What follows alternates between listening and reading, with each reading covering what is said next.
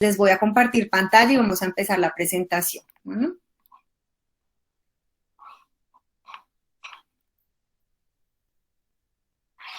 Okay.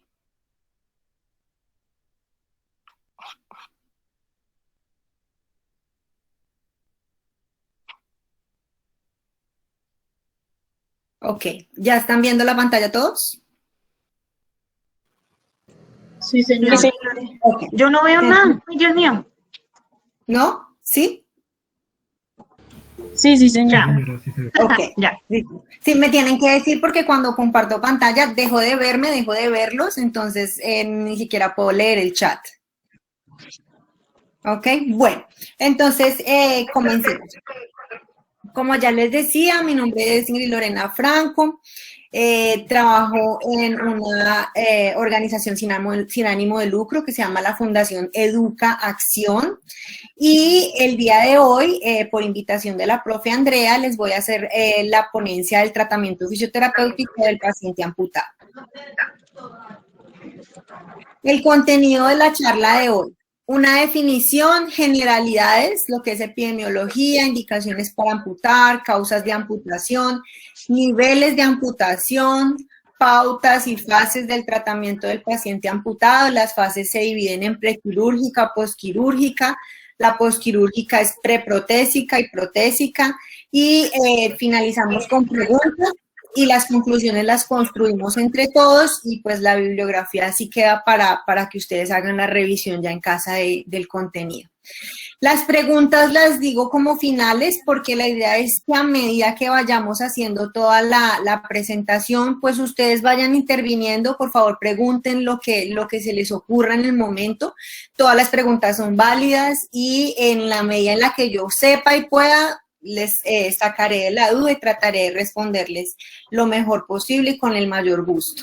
¿Ok? Comencemos. Entonces, la definición de amputación. La palabra amputación del latín amputatio y principalmente lo que quiere decir es que se separa una parte del cuerpo y esa parte del cuerpo generalmente sobresale del cuerpo, es de una extremidad. Es muy raro que digamos que me amputaron el vaso o que me amputaron parte del hígado. Generalmente a eso se le llama una extirpación. La RAE la conoce como cortar y separar enteramente del cuerpo un miembro o una porción de él, y no propiamente un órgano.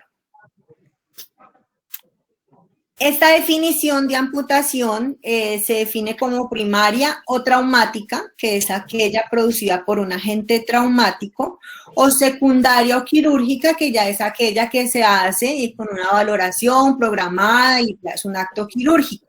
En esta imagen tenemos una amputación y yo quisiera que ustedes me dijeran, de acuerdo a esta definición, si esta amputación es primaria o secundaria. A ver, ¿quién arranca con el...? ¿Primaria? ¿Primaria?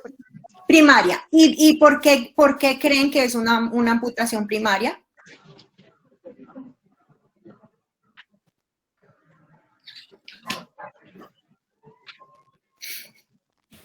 Pues, pues no sé, pero... Por un trauma. Ok, entonces, generalmente pensamos que si es traumática es por un accidente, no necesariamente. Un trauma o injuria en un tejido puede ser producido por una herida, por una abulsión, por un choque, por un accidente propiamente dicho o producto de alguna enfermedad metabólica. En este caso lo que tenemos es una sepsis en un pie diabético, es una amputación primaria. Entonces, ya como... Espérame un segundito ahí. Tú no logras ver el chat, ¿cierto? No, señora.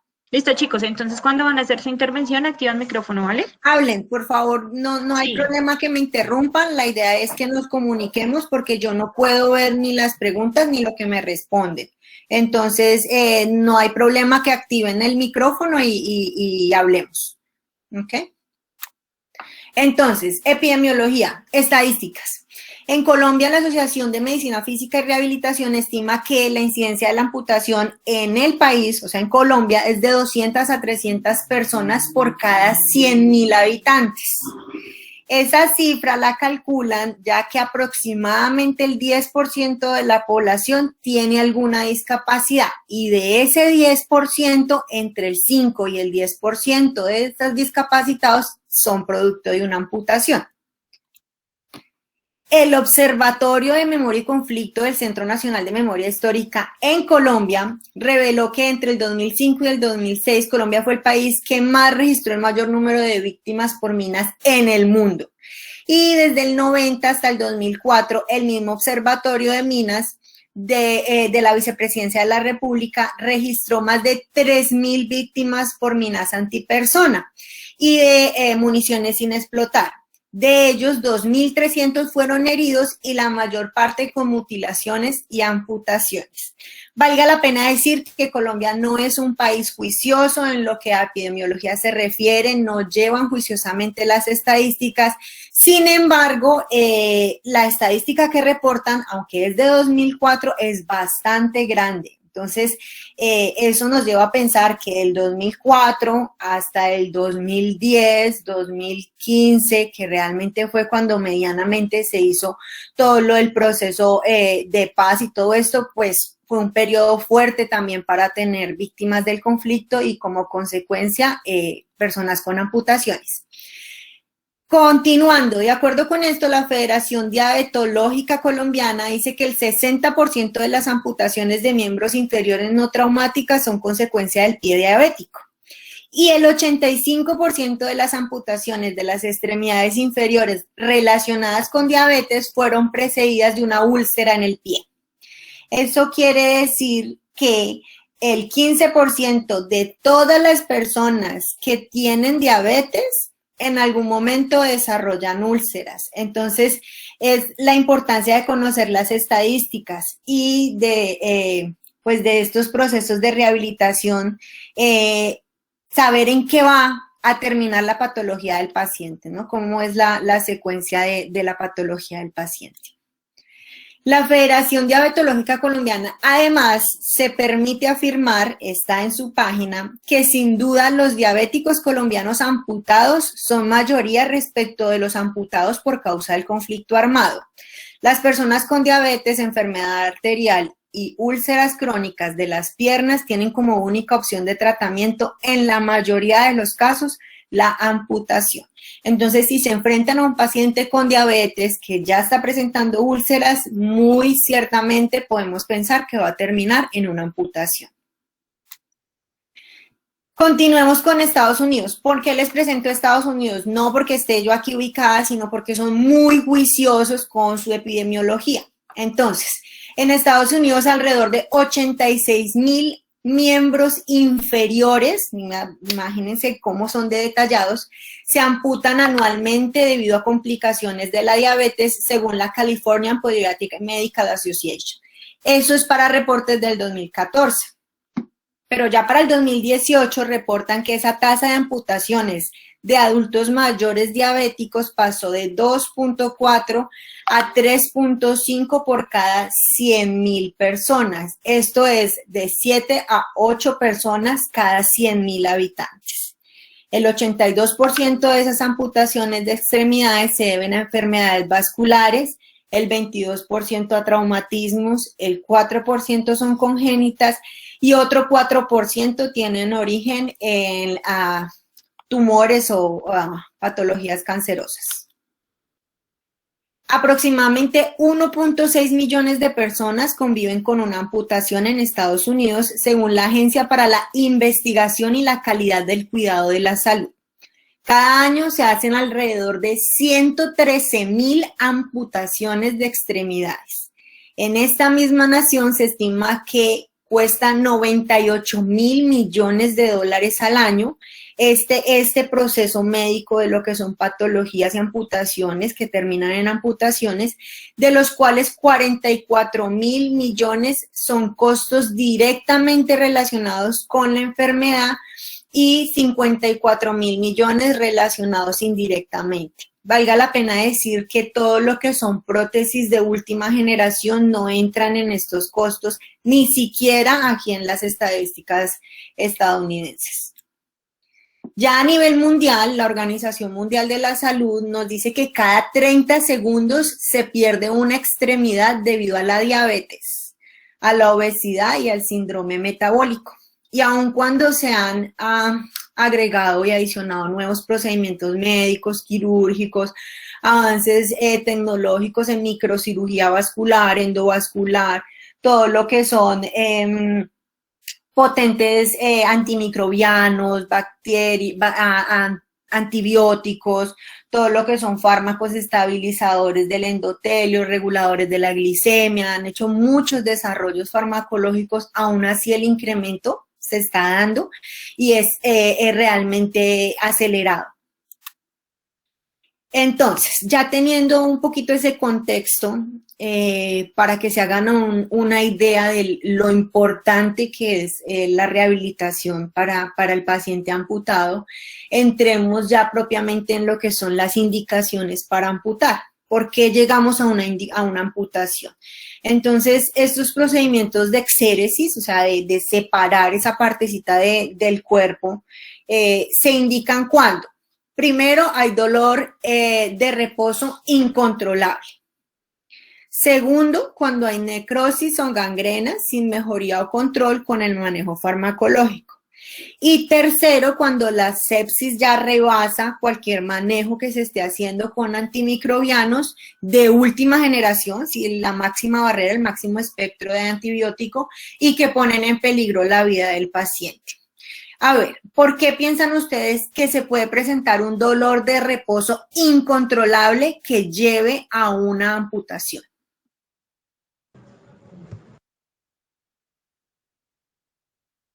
¿Qué patología creen ustedes que se pueda presentar que dé un dolor de reposo incontrolable? Dolor de reposo implica que el paciente no descansa ni acostado, ni sentado, ni lo deja dormir el dolor. ¿Un dolor neuropático podría entrar ahí? ¿De pronto? Ok, entonces, ese es como el cruce de información que hay que hacer. El dolor neuropático, si no está poniendo en riesgo la extremidad, no nos lleva a una amputación. Se maneja a través de clínica del dolor, se maneja con fármacos, se maneja realmente con opiáceos y empieza todo el proceso de fármacos de dolor. ¿Cuál es el dolor de reposo incontrolable que nos lleva a una amputación? El producido por todo lo que es vascular. Todo lo que es que se cierra la luz del vaso, que tienen problemas circulatorios, que tienen problemas de lo que es linfa, que realmente no logran soportar el dolor y que además están teniendo problemas para la circulación, esos son los que nos lleva a una amputación. Por eso va escalado, dolor, más necrosis, más sepsis y ya finalmente que se ponga en peligro la vida del paciente, entonces vamos con la amputación. Causas de una amputación. Entonces, como les venía diciendo, trastornos de la circulación sanguínea. Es de los primeros porque pues evidentemente sin una buena circulación no vamos a tener la forma de que el cuerpo recoja desechos, traiga nutrientes, vitaminas y el tejido se mantenga sano. Entonces es de las primeras causas. En los traumatismos, los accidentes laborales, los accidentes de tráfico, como hablábamos, los accidentes o los productos del conflicto armado están también dentro de las principales causas. Las heridas por arma de fuego, las quemaduras, sea por temperatura alta o temperatura baja. Por ejemplo, este piecito aquí es congelación. Estas burbujitas se dan producto de congelación. Esto es quemadura con agente químico, esta que vemos aquí. Este piecito es un pie diabético, como pueden ver ya le han amputado 2 dedos de este pie. Este que tenemos aquí es un accidente laboral, ¿ok? Este que tenemos aquí es una deformidad congénita grave, porque como pueden ver la mano no tiene el suficiente riego sanguíneo.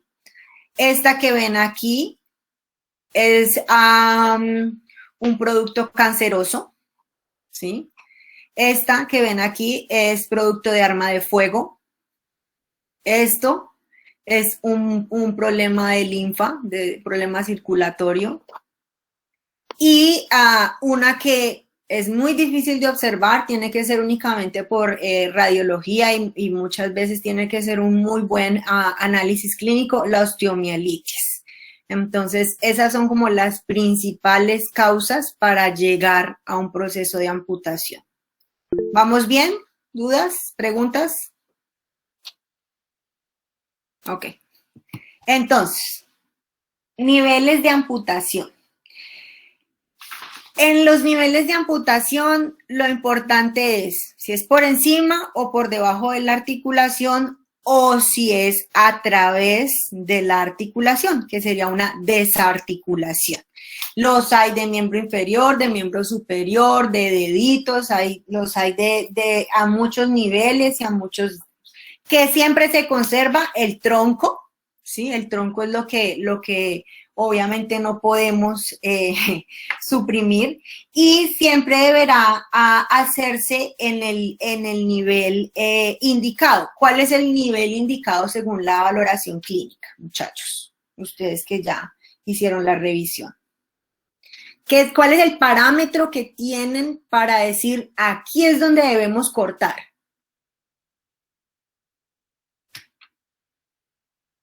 ¿Alguno pudo encontrar en la revisión el nivel de amputación? ¿Cuál es el nivel indicado para hacer la amputación? Si no recuerdo mal, la profesora había mencionado que era hacia el punto en donde ya se encontraran los vasos sanguíneos como sanos. Sí, señor. Entonces, debería hacerse donde exista buena perfusión sanguínea. Esa es la indicación clínica para el nivel de amputación. No es simplemente que es que toca rescatarle la rodilla. No, si la rodilla está infectada y hay que buscar por encima de la rodilla hasta donde tenga o encuentre el riego sanguíneo sano y suficiente para que el cierre y la cicatriz se dé de primera intención. De primera intención es a la primera, o sea, sin necesidad de colgajos, sin necesidad de segundas intervenciones, de bridaciones, nada de eso, o sea, cortan con el mínimo pudor lo más arriba posible para evitar que de nuevo tenga que entrar a un segundo acto quirúrgico el paciente. Aquí están la mayoría de los niveles de amputación y ahí nos quedan haciendo falta los de deditos, ¿ok? Porque generalmente ya los toman muy articulares o la mano o el pie completo. Pero entonces también tenemos los de deditos. Aquí vemos un pie diabético que es súper común en los diabéticos, que se vaya el grueso artejo, el primer dedito. Y lo que generalmente vemos es que este segundo se va volviendo aquí cabezoncito y se va desviando hacia acá. ¿Por qué ocurre eso, muchachos? Eso es bien importante a la hora de la rehabilitación. Para tener la estabilidad que cumple la función del primer dedo. Sí, señor. Entonces, para poder hacer el soporte del despegue, que lo hacemos con el primer dedo, el segundo dedo trata de empezar a suplir esa función y para poder conservar esta línea de carga se va desplazando y se va engrosando para poder soportar el peso. Entonces, es bien importante y por eso es que se debe, así sea un único dedito, recurrir a la prótesis, ¿no? Entonces, eso es importante. Aquí tenemos esta mano. ¿Qué pasó aquí en esta mano? ¿Quién me puede decir qué ve ahí en esa mano?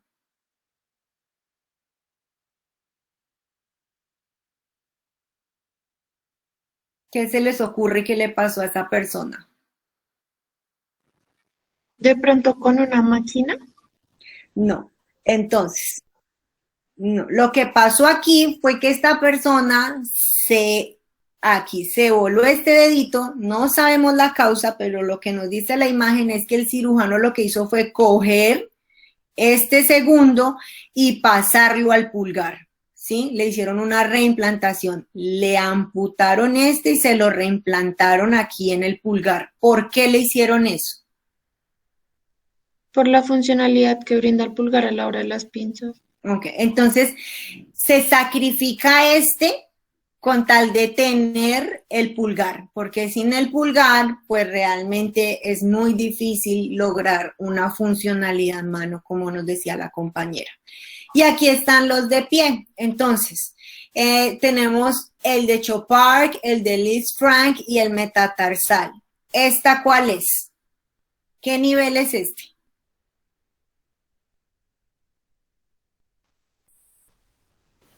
Una metatarsal. Un Lisfranc. ¿Listo? El metatarsal es un poquito más aquí y el Chopard es aquí, casi que debajo solamente nos queda el talón. Ese es el Lisfranc.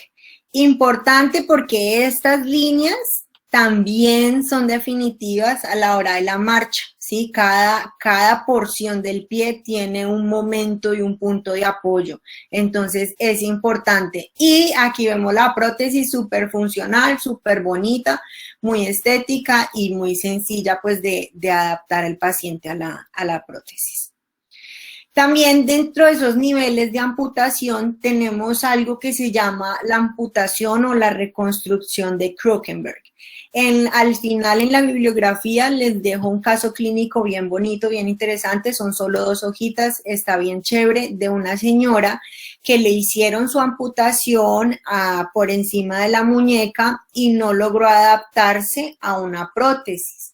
Entonces, lo que hicieron fue hacerle una reconstrucción de Krokenberg. La pueden hacer de primera intención durante el momento de la amputación o la pueden hacer ya como reconstrucción. ¿Qué es la reconstrucción de Krokenberg? Entonces, lo que hacen es que separan el cúbito y el radio, quirúrgicamente hablando, hacen reacomodaciones musculares y esto le permite al paciente hacer una pinza con el radio y el cúbito y también le permite medianamente movimientos de pronosupinación, ¿sí? Con agarres. Entonces, esa es una reconstrucción que aunque no se ve tan bonita y tan estética, sí es muy funcional y algunas veces los pacientes las prefieren a la mano en pinza, ¿sí? A la prótesis con mano en pinza. Comenzando ya con las pautas propiamente dichas para el tratamiento del paciente amputado. Entonces tenemos que, es importante, muchachos, y en esto sí hay que realmente hacer énfasis, que el tratamiento debe ser integral y digno. Por integral nos referimos a que sea dinámico, progresivo e interdisciplinario, ¿sí? Y por digno nos referimos a que no solo nos tenemos que concentrar en la restitución del miembro, aunque eso no quiere decir que el paciente que no logra llegar a la fase protésica tampoco merezca una rehabilitación adecuada. Por el contrario, es con quien más debemos gastar como ese momento de rehabilitación. Hoy en día estamos viendo mucho lo que es como la economía de los recursos en el nivel de salud y se ve mucho que los pacientes después de los 70, después de 70 y pico de años, básicamente no se desgastan siquiera en hacerles una evaluación para ver si el paciente es protetizable, sino que simplemente por la edad no le invierten ni al proceso ni a la prótesis propiamente dicha, que también es costoso, valga decirlo. Entonces hay que recurrir a la dignidad del paciente. Yo tengo un caso personal muy particular de una señora de 70 años que le cortaron su pierna por un proceso de circulación, no tiene diabetes, no tenía hipertensión, simplemente la luz de los vasos se le cerró y ella tenía su dolor crónico, tenía un proceso pues de circulación bien fuerte que no lo pudieron solucionar con los anticoagulantes, con todo, entonces procedieron a amputarle su miembro inferior. Cuando llegó donde el ortopedista, básicamente el ortopedista lo que refiere en la historia clínica es que por la edad es un paciente que no es protetizable. Entonces, la familia me pide que haga una valoración a ver si definitivamente es imposible o si hay la posibilidad y ellos pagan el tratamiento. Bueno, pues la señora hoy en día tiene 89 años, lleva por lo menos unos 10 años utilizando su prótesis, por 10 o 15 años, en muy buenas condiciones, ya la ha cambiado 2 veces y con una funcionalidad prácticamente al 100% con un caminador.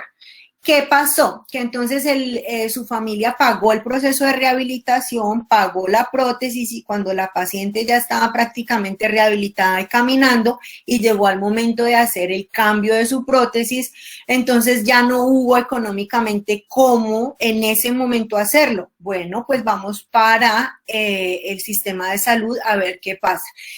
Coincidencialmente llegaron donde el mismo ortopedista que inicialmente les había dicho que no y asombrado, pues que qué pena, que disculpen, que sí, que pues que así es el sistema, son las pautas que se les dan y que efectivamente pues se le podía hacer el recambio de su prótesis, la prótesis más básica que tiene el sistema, con una persona de 80 años es aceptable y entonces es donde uno piensa dónde está la dignidad del paciente. ¿Sí? ¿Qué pasa con el paciente? ¿Cómo le voy a decir? Usted tiene 79 o 70 años y usted no es protetizable y vaya para una silla de ruedas porque definitivamente ya usted no aplica para una prótesis. El paciente que no tenga una familia que le pueda costear una prótesis y un tratamiento de rehabilitación, pues básicamente rapidísimo, entra en otros procesos de deterioro de salud a causa de el sistema prácticamente.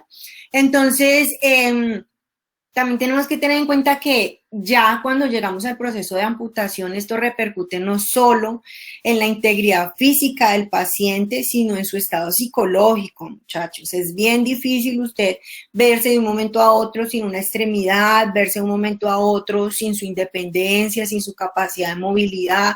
Es bien, bien difícil. Y aparte de ese estado psicológico, pues eso obviamente repercute en el estado emocional, en el estado funcional y en su estado social, ¿no? Sí, todo nos lleva a eso, a cómo somos, cómo estamos, cómo nos sentimos y cómo nos ven. Ese proceso de adaptación física y mental en el que influyen un montón, un sinfín de factores, tanto del paciente, ¿sí? Que son orgánicos y psicológicos del paciente, como del entorno, que era, como ya les decía, el equipo de tratamiento, la familia y la sociedad. Y nosotros como equipo de tratamiento también encajamos en esa parte de sociedad, ¿no? No podemos de nuevo desmembrar el tratamiento del paciente y pretender como que yo me dedico a enseñarle a hacer ejercicios y después de que se va, chao. Entonces es tener darle esa dignidad al paciente amputado. Las fases del tratamiento del paciente amputado. El tratamiento global se debe considerar desde el momento de la lesión y continúa hasta que el paciente haya alcanzado la máxima utilidad de la prótesis. En ese orden de ideas, la lesión no necesariamente es la amputación, ¿sí? Cuando es de segunda intención, cuando viene en un proceso quirúrgico. La lesión propiamente dicha puede ser una úlcera varicosa, una úlcera por producto de una diabetes. Entonces hay que tener en cuenta qué factores nos llevan a una amputación para poder hacer el proceso de rehabilitación adecuado o de intervención desde fisioterapia. En ese orden de ideas, entonces, dividimos las fases del tratamiento del paciente amputado en prequirúrgica o preoperatoria. Cuando, como les decía, tenemos un paciente con un problema metabólico, circulatorio, infeccioso, que lo podemos atender en clínica, lo podemos evaluar antes de un proceso quirúrgico. Y la etapa o la fase postquirúrgica, cuando ya nos encontramos con el paciente que se le ha hecho la amputación en un proceso quirúrgico, no ese paciente que llega a urgencia con una amputación de primera intención producto de un accidente, sino ya después de una cirugía. Y en esa fase tenemos 2 etapas, que es la preprotésica y la protésica. También, obviamente, está la fase quirúrgica, pero como ustedes sabrán, poco podemos nosotros intervenir en esa fase quirúrgica, aunque hay lugares de EPS, IPS, perdón, prestadoras de salud que le permiten al fisioterapeuta entrar al momento quirúrgico, observar cómo están esos tejidos, qué pasa durante la cirugía y quizás eso, o quizás no, eso es súper importante para la evaluación postquirúrgica, pero lamentablemente poco se nos permite dentro del sistema de salud esa participación, entonces pues tomé lo que era más relevante en este momento que ustedes tuvieran, que es la parte prequirúrgica y la parte postquirúrgica. Entonces, la fase prequirúrgica, bueno muchachos, todo lo que es la valoración. Sonará súper trillado, yo creo que ustedes ya en el semestre en el que van dirán, estamos cansados de hablar de la parte de valoración fisioterapéutica, pero definitivamente entre más la trabajen, más práctica le cogen y más sencillo va a ser el proceso de intervención. Entonces, nuestra valoración fisioterapéutica arranca por historia clínica. La entrevista, muchachos. Conversen con el paciente, de verdad que hay que tomarse el tiempo. Yo sé que definitivamente el sistema nos limita ese proceso de valoración, pero es importante conversar y definitivamente identificar el estado emocional del paciente. Aunque, Profe, ¿aló? Dígame. disculpa, y por ejemplo, en los estados ya que son neurológicos, por ejemplo, el paciente que nos mostraste que ya venía con la deformidad, en ese caso hablaríamos directamente con el cuidador. No, dependiendo de, el paciente amputado funciona igual que cualquier paciente, hay que tener en cuenta su edad cronológica, hay que tener en cuenta su estado de salud mental, hay que tener en cuenta, digamos que su capacidad de independencia, y si el paciente cumple con todas esas condiciones, la valoración se le hace directamente al paciente. Si el paciente no tiene ningún compromiso psiquiátrico ni psicológico, no tiene una interdicción, ¿sí? Que digamos ese proceso en donde él no es válido ni lo que responde ni lo que dice, no tiene como ese... Entonces tenemos que recurrir a hacer la valoración con las dos partes, muchachos, porque tampoco podemos simplemente tratar al paciente, ni siquiera aunque sea un bebé, no lo podemos tratar como... Aquí yo miro ese bultico, lo reviso, apunto como todas las condiciones que veo biológicas, todo lo fisiológico, pero lo que ese pedacito de carne piensa, siente y opina no me interesa, no me importa porque pues no tiene mucha validez ni legal ni para el proceso, no, para nada. La entrevista debe hacerse en la mayoría de las veces directamente con el paciente. Si definitivamente es imposible, pues toca hacerlo con el acudiente, con el acompañante. Pero es importante detectar el estado emocional. Muchas veces tenemos un paciente ideal para protetizar con un procedimiento quirúrgico exitoso, todo súper bien, y definitivamente el proceso de rehabilitación no se da como uno espera, porque el estado emocional del paciente no da. Entonces hay que aprender a identificar en la entrevista, en la valoración, ese tipo de detalles que vienen a afectarnos muy fuertemente lo que es la rehabilitación, y que no simplemente es yo venir a aplicar todas las técnicas y todo mi conocimiento y que por eso voy a tener unos resultados maravillosos, porque pues definitivamente todos somos un mundo diferente, ¿no?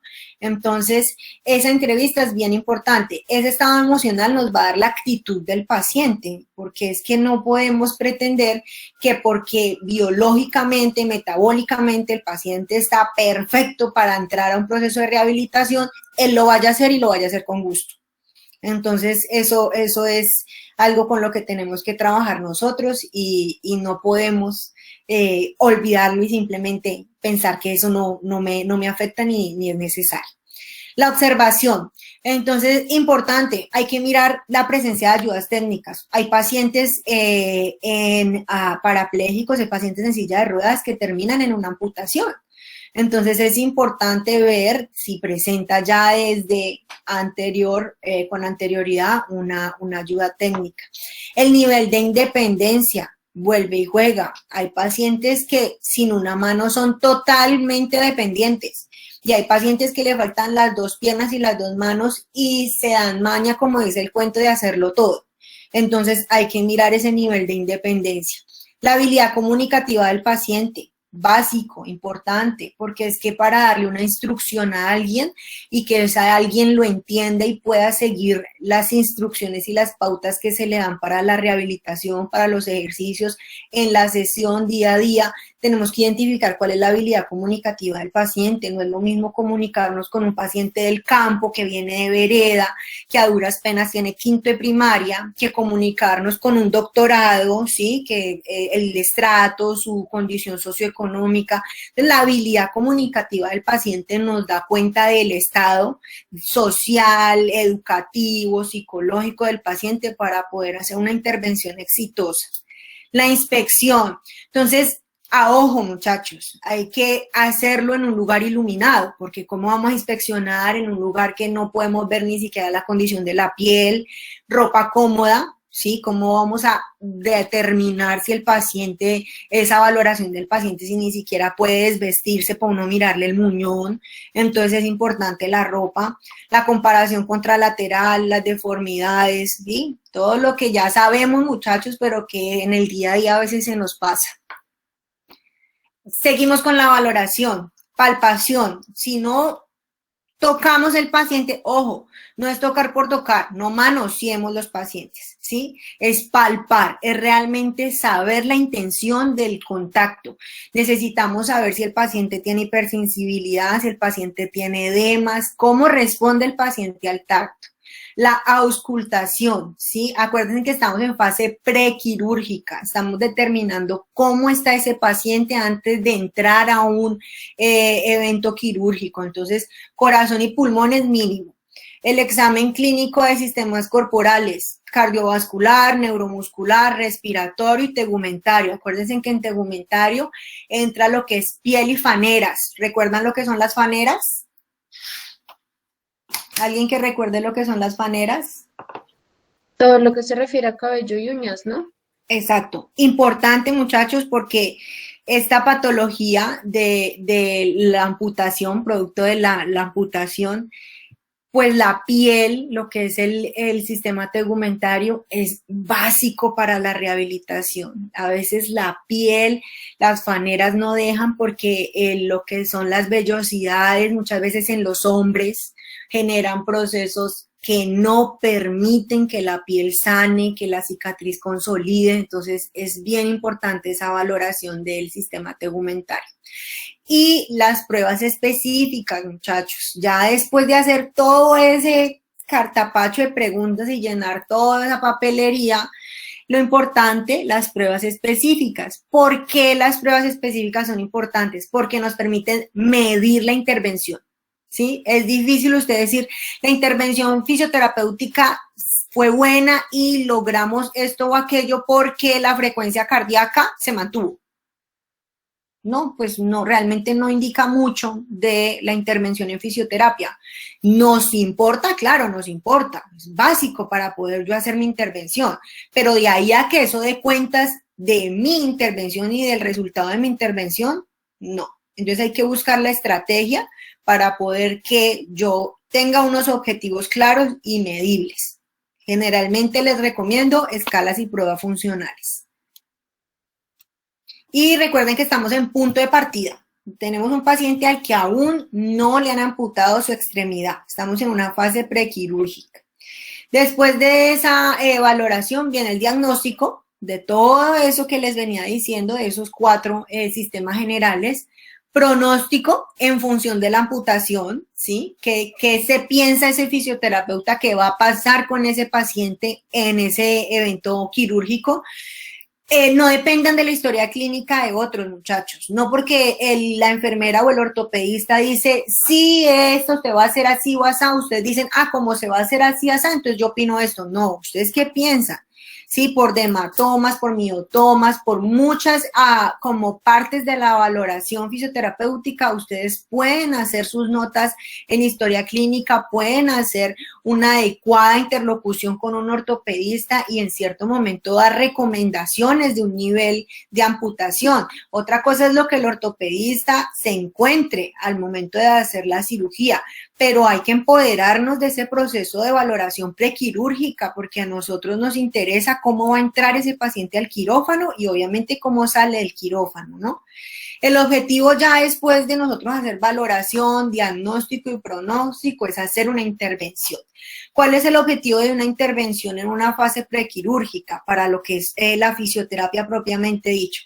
Pues preparar al paciente para la fase postquirúrgica con ejercicios, muchachos, porque por más que detectemos su estado emocional, su actitud, un sinfín de variables, nosotros no hacemos intervención sobre eso, nos interesa para nuestra intervención, pero nuestra intervención es física. Entonces nosotros lo que hacemos es trabajar con toda esa serie de variables para que nuestra intervención sea adecuada y sea exitosa y enfocada a preparar al paciente para que después del evento quirúrgico esté lo mejor posible físicamente hablando en cuanto a sus sistemas generales, cardiovascular, musculoesquelético, neuromuscular, todos los sistemas que ya propiamente hablamos. Y ejercicios que básicamente le fortalezcan el tronco, muchachos, es lo que más les recomiendo. Que un tronco fuerte, estable, sano, es lo que realmente nos permite partir de ahí para poder ganar mucho durante el proceso de rehabilitación en la fase postquirúrgica. Resultados de esta intervención en la fase prequirúrgica. Pues los resultados los vamos a ver en el estado del paciente en la fase postquirúrgica, cómo nos llega el paciente. Si en la fase prequirúrgica detectamos que el paciente tenía una baja capacidad aeróbica, si el paciente tenía una baja fuerza muscular y logramos medianamente impactar de forma benéfica eso, hicimos una muy buena fase prequirúrgica. Valga la pena decir que pues depende de los tiempos, muchachos. Hay pacientes que dan el tiempo, hay pacientes que aunque se le esté trabajando farmacológicamente, clínicamente, la evolución de la enfermedad los lleva a eso, entonces muchas veces da el tiempo para uno trabajarle y que tenga una buena intervención de esas, como de esas partes funcionales, hablando en fuerza, en capacidad aeróbica, y en ese orden de ideas, pues, poder tener resultados. Si de verdad la valoración es inmediata, el día anterior de la cirugía, pues realmente no vamos a tener mucho tiempo de intervención. Es para hacernos una idea de cómo está el paciente y después compararlo con la valoración postquirúrgica.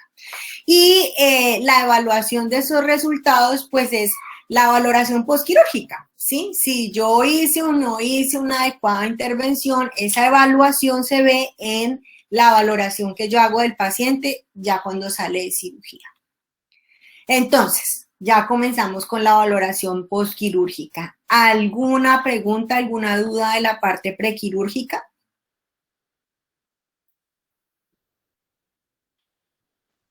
No, señora. ¿No?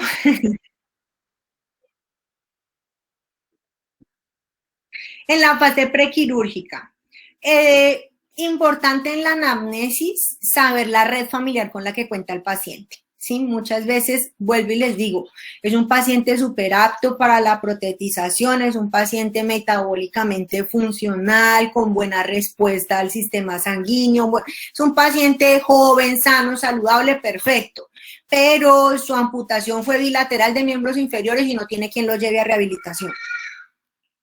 Pues se imaginarán cómo va el proceso de difícil. Entonces, sí es importante tenerlo en cuenta, es importante tratar de solucionar eso porque podemos hacer interconsulta con trabajo social, podemos hacer interconsulta con psicología, con psiquiatría si se necesita. Entonces, pues la idea es tener en cuenta todos los factores que nos afectan la rehabilitación para de esa manera poder en cierto momento contrarrestarlos cuando nos están afectando nuestro proceso de rehabilitación. La fase preprotésica. Entonces, después de que el paciente entra a cirugía, llega de nuevo a nuestra consulta y les vamos a hacer la valoración de cómo salió ese paciente de esa cirugía. Y si hemos hecho, o si por, como el cuento suerte, hemos podido hacer una valoración prequirúrgica, pues vamos a poder hacer la comparación. Si no, nos remitimos a la historia clínica, muchachos, ¿sí? Hay que saber qué le pasó a ese paciente en esa cirugía, qué le pasó antes de la cirugía, para poder saber qué vamos a hacer después de la cirugía o cómo resultó esa cirugía. Entonces, vuelve y juega, arrancamos, valoración fisioterapéutica, la historia clínica, qué pasó en la cirugía, el tipo de amputación, el motivo de la amputación.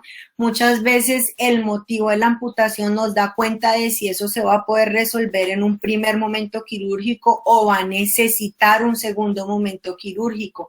Eso es muy común en las amputaciones por temperaturas altas, por fuego. ¿Sí? Tienen que debridar y seguir debridando y muchas veces se reinfecta porque el calor hace que de adentro del interior del cuerpo hacia afuera el tejido siga en el proceso como de sanación y es difícil que en un primer momento se haga.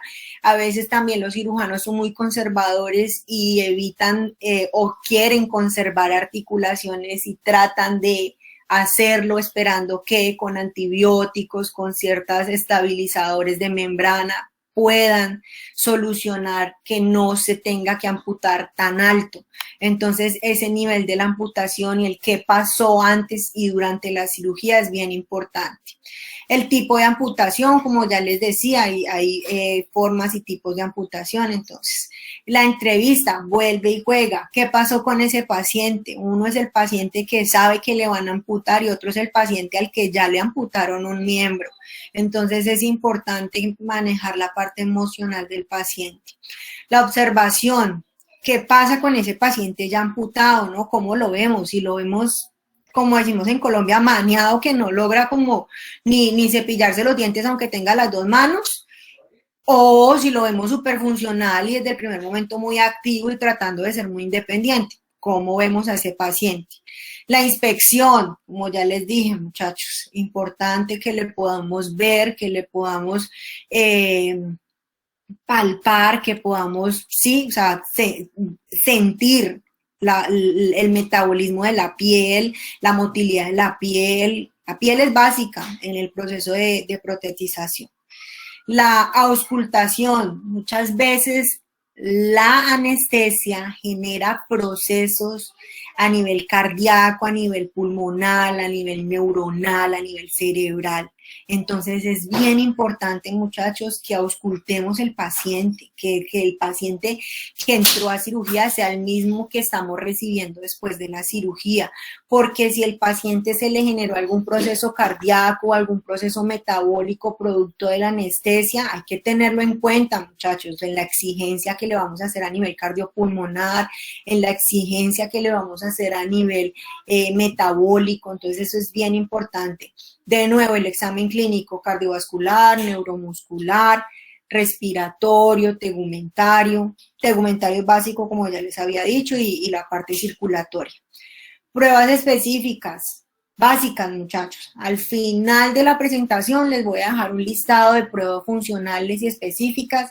La doctora Andrea, la profe Andrea y yo trabajamos, cuando coincidimos en nuestro lugar de trabajo, tuvimos una muy buena escuela para aprender bastante de lo que son pruebas específicas, escalas y funcionalidad, y definitivamente no hay mejor ruta para plantearse objetivos y para determinar logros. Diagnóstico.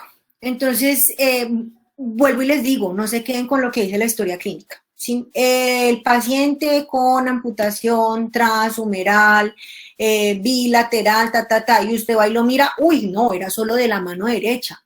¿Sí? Las historias clínicas se equivocan porque es que están hechas por personas que al igual que uno tienen un montón de trabajo, entonces no, hay que hacer nuestro propio diagnóstico, nuestra propia valoración.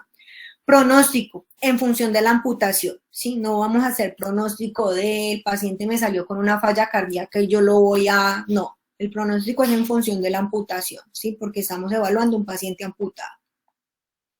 Intervención o objetivos de esa intervención en la fase postquirúrgica. Enseñar los cuidados de la herida quirúrgica y del muñón, muchachos. Realmente el éxito de la protetización está en el cuidado del muñón. Y Nadie más que el paciente tiene esa responsabilidad, a no ser que el paciente, como ya les decía antes, sea una persona que no tenga la capacidad mental para cuidar de sí mismo. Si no es así, hasta los niños, más que nada hay que enseñarles la higiene, el aseo, los cuidados que tienen que tener en ese momento con la herida quirúrgica y a futuro con su muñón, ya con cicatriz propiamente dicha. Hay que procurar independencia sin prótesis, si no, el paciente no puede depender de que hasta que no me pongan la prótesis yo no me muevo. No, al paciente hay que moverlo y hay que enseñarle a moverse con y sin prótesis. Estamos en la fase preprotésica, entonces sin prótesis. El paciente tiene que aprender. Por ejemplo, para las mujeres es muy importante la parte de maquillarnos, de peinarnos. Entonces, si la mujer es diestra y le amputaron su mano derecha, hay que procurar que la mujer tenga independencia y lo haga con su mano izquierda. Entonces ustedes miran, eso le corresponde a terapia ocupacional. Bueno, no sigan amputando el paciente.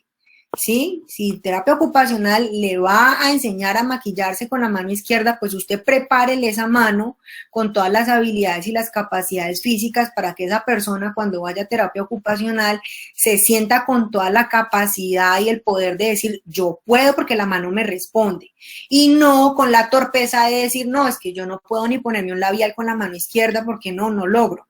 Entonces hay que pensarse todo ese tipo de cosas en la fase preprotésica, no hay que esperar que el paciente tenga la prótesis para hacer una intervención bonita y que el paciente vea resultados desde el momento cero de la intervención. Preparar al paciente para el uso de la prótesis, básico, ¿no? O sea, generalmente lo que nosotros queremos es que el paciente tenga prótesis porque es recuperar ese completo, ¿sí? Esa integridad corporal. Entonces hay que prepararlo, en el discurso hay que prepararlo y físicamente hay que prepararlo, ¿no? Hay que empezar a hacer la observación de cómo está haciendo el paciente los cuidados de su muñón, hay que hacer todo el proceso de la fuerza, de nuevo, toda la valoración en función de preparar ese paciente para su prótesis. Resultados de estos objetivos o de la fase de intervención. Que el muñón sea ideal, ¿sí? Ya ahorita les voy a decir cuál es el muñón ideal para prótesis. El nivel de independencia del paciente. Si usted tiene un paciente amputado de miembros inferiores que en la fase preprotésica aprendió a subirse, a bajarse de una silla de ruedas, aprendió a moverse en una silla de ruedas, un paciente independiente pueda o no pueda con unas prótesis. Sí, entonces hay que lograr el máximo nivel de independencia sin prótesis, ¿sí? Y finalmente, la evaluación de este proceso postquirúrgico preprotésico, sin prótesis, pues el estado del paciente en la fase protésica, ¿sí? Si el paciente logramos protetizarlo fue porque en la parte preprotésica cumplimos con los logros, ¿sí? Cumplimos con los objetivos que nos propusimos. ¿Alguna pregunta, muchachos? ¿No? ¿Vamos bien? ¿Van perdidos? Bien, profe. ¿Bien? Ok. Entonces, entramos en la fase postquirúrgica.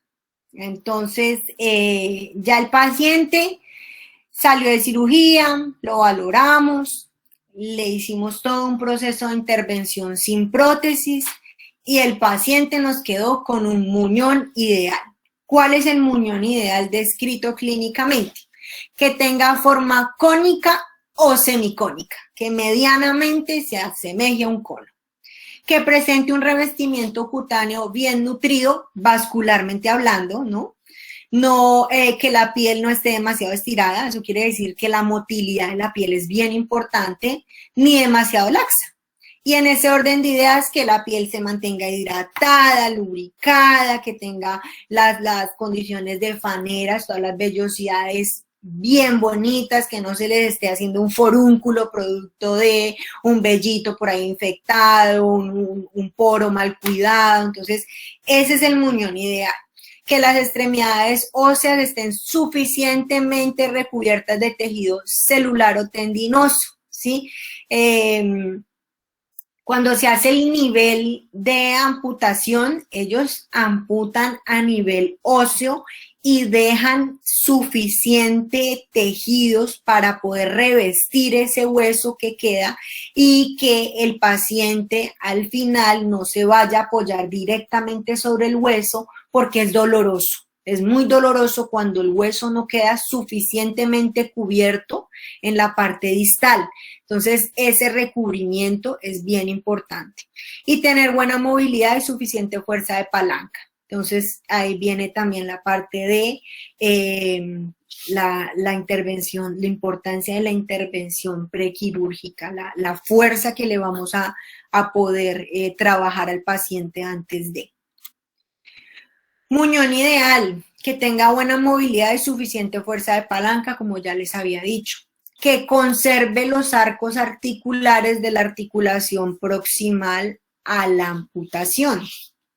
Que posea suficiente irrigación sanguínea para que no exista cianosis, ni hiperemia, ni edema. El edema es importantísimo, muchachos. Esto evita neuromas superficiales y dolorosos. Que el muñón no sea doloroso, como ya les decía, ¿no? Hay personas en donde quedan hipersensibles en su muñón y eso dificulta tremendamente la protetización.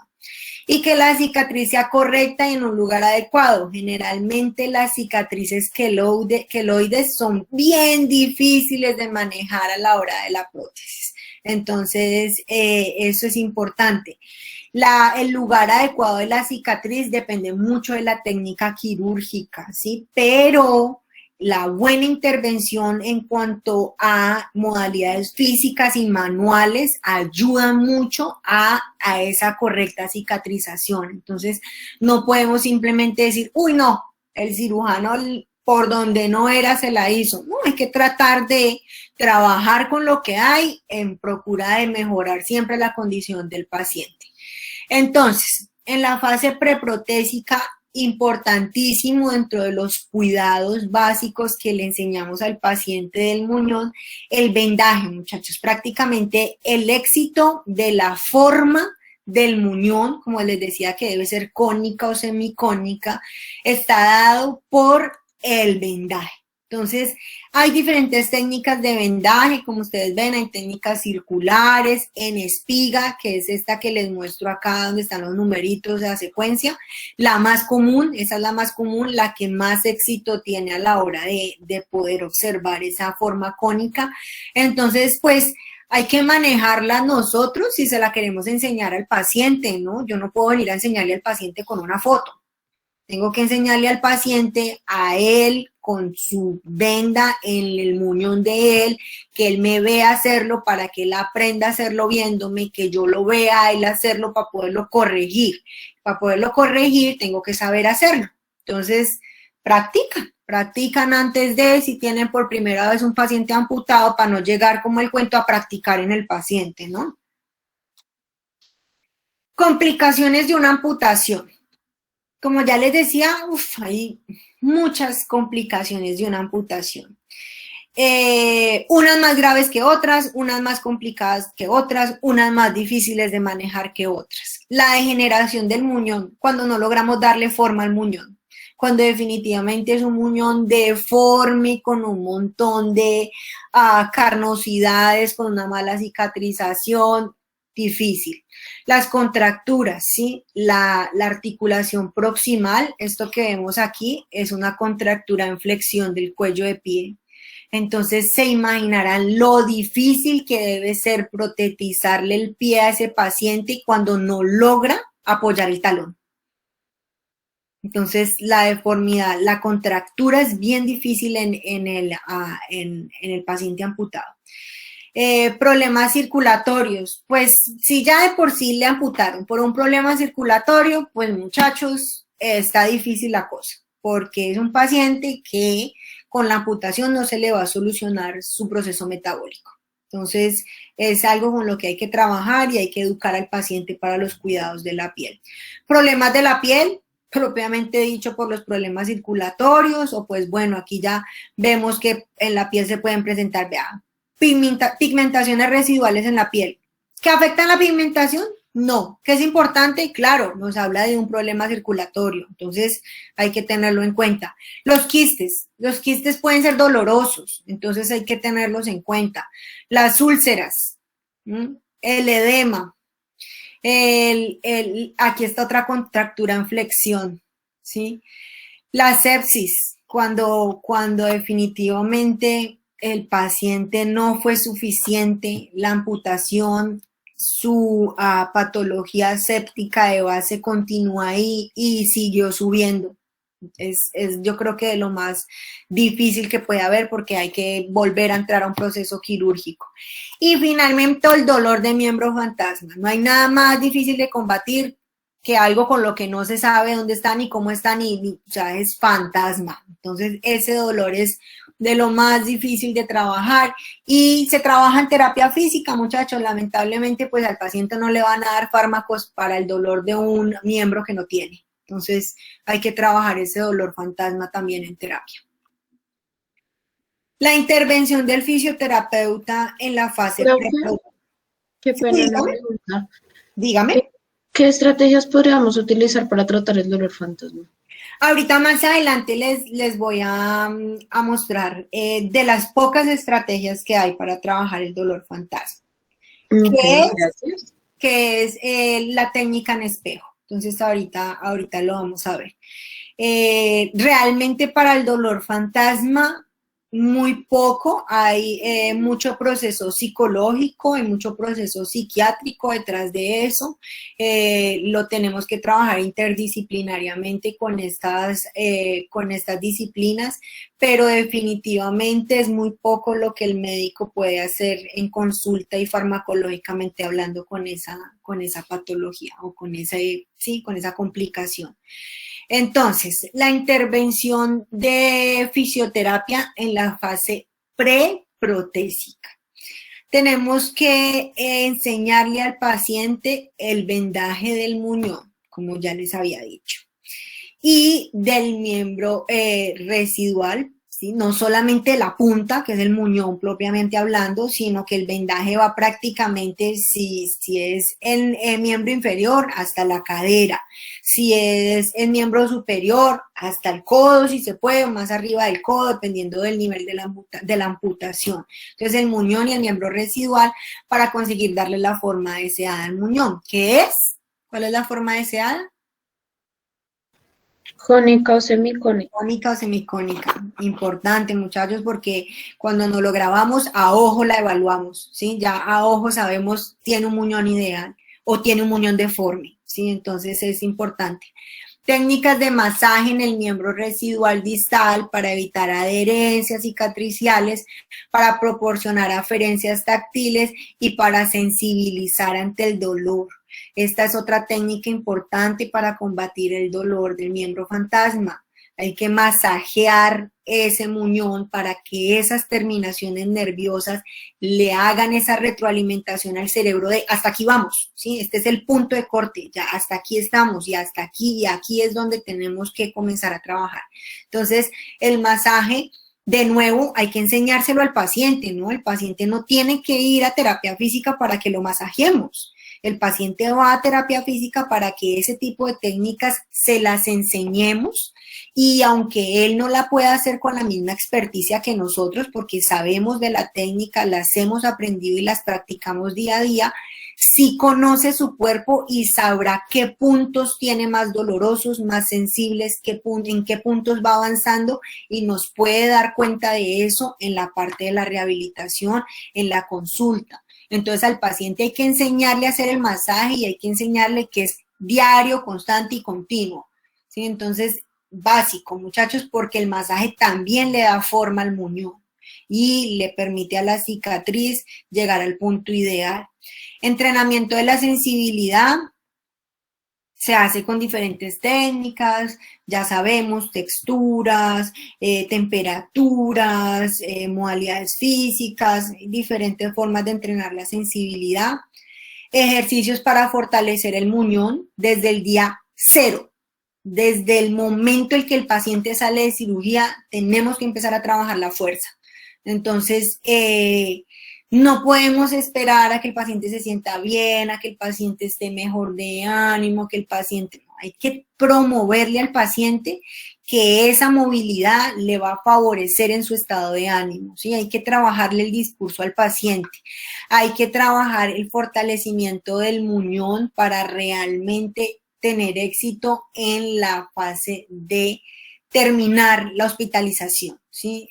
La estadística indica que entre más pronto iniciemos la parte de rehabilitación preprotésica, más rápido el paciente sale de la parte hospitalaria. Y cuando el paciente sale más pronto de la parte hospitalaria, más prontamente empieza la rehabilitación en consulta externa, ¿no? Que implica que se mueva, que salga de casa, que eso le promueve otro tipo de cosas que el hecho de estar en cama, hospitalizados y contenido ahí, como tratando, asistido. Entonces es importante desde el día cero arrancar con ese entrenamiento de fuerza en el muñón. Ejercicios para ampliar y conservar el arco articular. Acuérdense que la contractura articular es algo que limita sobremanera la protetización. Entonces, hay pacientes que, por ejemplo, cuando les hacen la amputación de miembro inferior, hacen la contractura en cadera, no, pues es súper difícil porque no logran apoyar como el puente del pie. Siempre les va a quedar la prótesis en el aire porque la contractura no les deja llegar a un punto cero. Entonces es importante que con masaje, con ejercicios, puedan realmente mantener y conservar los arcos articulares. El ejemplo más como que uno tiene para los ejercicios de los pacientes con amputación es el golpeteo en el saco de arena, ¿no? Hay unos saquitos de arena, el paciente con el muñón golpea el saco de arena y eso es un paquete, ¿no? Porque nos ayuda a sensibilizar ante el dolor, porque le da fuerza al muñón, porque le hace necesario que el paciente entre en equilibrio. Entonces es un muy buen ejercicio para la intervención desde fisioterapia. ¿Preguntas? ¿Cómo vamos? ¿Bien? Bueno, seguimos en la parte preprotésica. Ejercicios de fortalecimiento general, ejercicios de capacidad aeróbica. Recuerden que el paciente va a empezar a cargar una prótesis que aunque pensamos que puede llegar a ser quizás de un peso menor que un miembro sano, saludable y del cuerpo, el cuerpo del paciente lo percibe como una carga adicional. Entonces hay que entrenarle esa capacidad aeróbica, hay que entrenar en diferentes planos y ejes, ¿no? No necesariamente porque no tenemos las piernas para ponernos de pie, no nos vamos a sentar, no porque no tenemos los brazos, no vamos a trabajar boca arriba, boca abajo, tiene nada que ver, trabajamos todos los planos, todos los ejes en el fortalecimiento general. Los ejercicios de equilibrio y de entrenamiento postural, importantísimos, hay que ver esa postura en la parte de la valoración, cómo está antes, cómo quedó después de la cirugía. Los ABC, las actividades básicas cotidianas, como lo son los cambios de posición, la higiene, como les decía, hay pacientes que es que yo me cepillo con la mano derecha y ya no la tengo, ¿cómo me voy a cepillar los dientes? Y les genera un conflicto terrible. ¿Sí? Hay los hombres para la afeitada. Entonces, ¿cómo se van a afeitar con el miembro superior que no es dominante? Que muchas veces es lo que ocurre, por ejemplo, en los accidentes laborales que son muy altos en los hombres cuando es por maquinaria en la industria. Generalmente el miembro afectado es el miembro dominante. Entonces, ¿cómo van a hacer ese proceso de higiene y de autocuidado? Lo entrenamos sin prótesis y en el miembro que tienen, porque si no logran una fase de protetización, pues no se van a quedar inútiles como el cuento y asistidos. Entonces necesitamos nosotros hacer esa intervención bien fuerte, ¿sí? Somos importantes, muchachos, entonces hay que convencerse y apropiarse de lo que se está haciendo. La terapia en el espejo, como les decía, para el síndrome de miembro fantasma, se hace en miembro superior como en miembro inferior, ¿no? Venden los espejos alargados, en miembro inferior se hace con el paciente acostado, de pie, si se hacen todos. Con el paciente de pie además sirve cuando la amputación es de miembro inferior para el manejo de equilibrio. Entonces es bien importante la terapia con espejo. La terapia acuática, ni se diga, cuando ya tenemos resuelto lo que es la cicatriz, cuando las condiciones de piel del muñón están resueltas, se las recomiendo muchísimo. Y las terapias alternativas, ¿no? El que, como el cuento, al que le guste y al que no, pues que se informe, es una muy buena opción de tratamiento, ¿no? Por terapias alternativas no me refiero a la quimioterapia, ¿sí? Me refiero a terapias quizás clínicamente con una muy buena evidencia, ¿sí? Y ya las demás, pues es a gusto del paciente, ¿sí? Hay terapias alternativas que tienen poca o nada de evidencia clínica, pero que en la parte emocional, en la parte de conexión con la rehabilitación del paciente funcionan, muchachos. Entonces, ¿por qué no trabajarla como un placebo? ¿Sí? Entonces, si vamos a tener resultados, es importante tener como todo un pool de herramientas que nos permita hacer una evaluación integral. En la parte preprotésica tenemos que tener en cuenta que entre la semana 4 y 6 después de realizada la cirugía, al paciente se le coloca una prótesis provisional o rehabilitadora.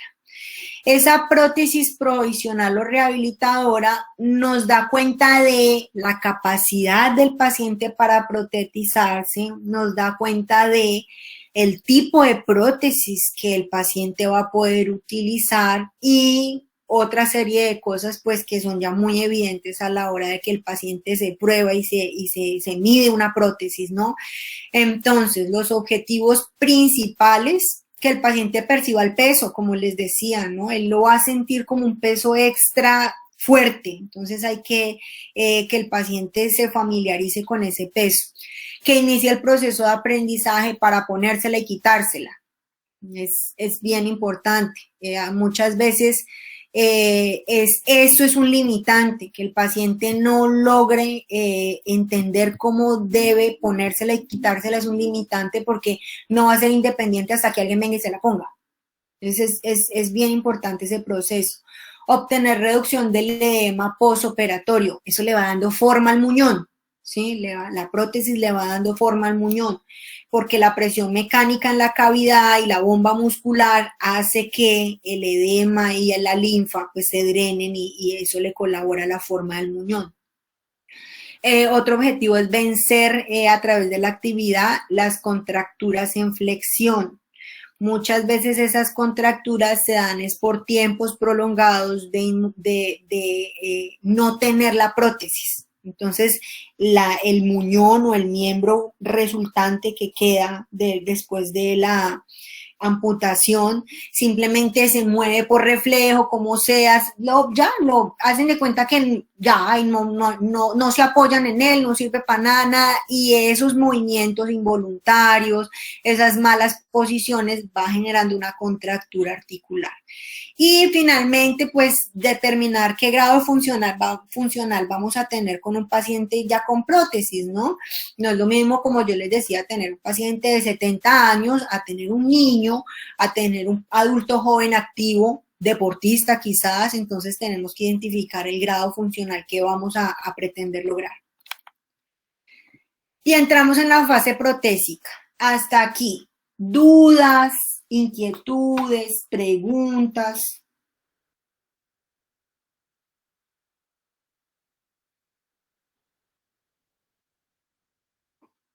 ¿Todo bien? ¿Vamos bien? Sí, señora. Ok. Bueno, muchachos, la fase preprotésica es importante no solo por todo lo que ya les he dicho, sino por los costos de la prótesis.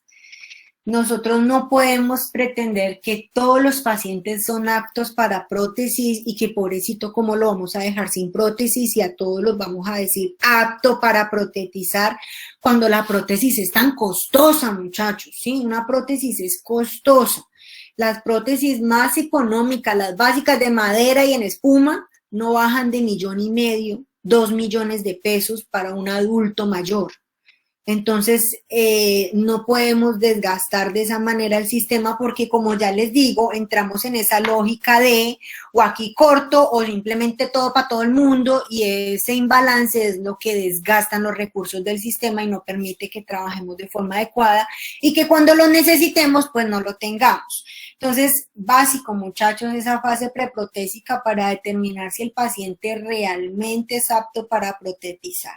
Si el paciente es apto para protetizar, pues ese es el objetivo máximo, es lo que queremos, y venga para casa prótesis. Cuando el paciente ha alcanzado buena fuerza muscular, buena configuración del muñón, no presenta complicaciones, se remite a la etapa protésica, que es la prótesis definitiva, ¿no? Porque esa prueba de esa prótesis provisional está dentro de la fase preprotésica. Los objetivos de la fase protésica: mantener los cuidados del muñón, aunque la cicatriz, aunque la herida quirúrgica haya sanado, se haya convertido en cicatriz, nunca al paciente se le deben olvidar los cuidados del muñón, su higiene, su humectación, el estar constantemente evaluando sus condiciones de salud de piel. Entonces, los cuidados del muñón hay que seguirlos, mantenerlos y siempre insistir en ellos. Aprender los cuidados de la prótesis, como les decía, es costosa, muchachos. No podemos decirle a alguien, ya está listo, y que a los 8 días venga, ¡ay, le partí el pie a la prótesis! Y entonces, imagínate. O sea, hay que tenerle mucha precaución a que el paciente realmente aprenda a cuidar de su prótesis, poniéndosela, quitándosela, en dónde la va a ubicar, dónde la va a dejar. Son cosas bobas, pero que a la hora de la hora hacen parte de nuestro quehacer profesional, ¿sí? Porque si el paciente que es apto para protetizar, que logra una prótesis y posteriormente se queda sin su prótesis, pues es un paciente que no va a tener éxito en su rehabilitación. Entonces es importante aprender a colocarse y a quitarse correctamente la prótesis con instrucciones para aumentar progresivamente la tolerancia del uso. No porque el paciente sea protetizable, no porque el paciente obtenga su prótesis, sepa ponérsela y quitársela, quiere decir que va a salir caminando con esa prótesis puesta y que la va a aguantar las 12 horas del día que uno está usando su cuerpo propiamente dicho. Eso no es así, eso es progresivo, eso pesa no solamente físicamente, sino emocionalmente, y hay pacientes que no se la aguantan más de una hora. Como les decía, aparte les moldea el muñón, la presión que eso hace en esa parte del cuerpo es fuerte. Para que se sostenga ahí es fuerte, entonces hay que trabajarle bastante a la tolerancia del uso.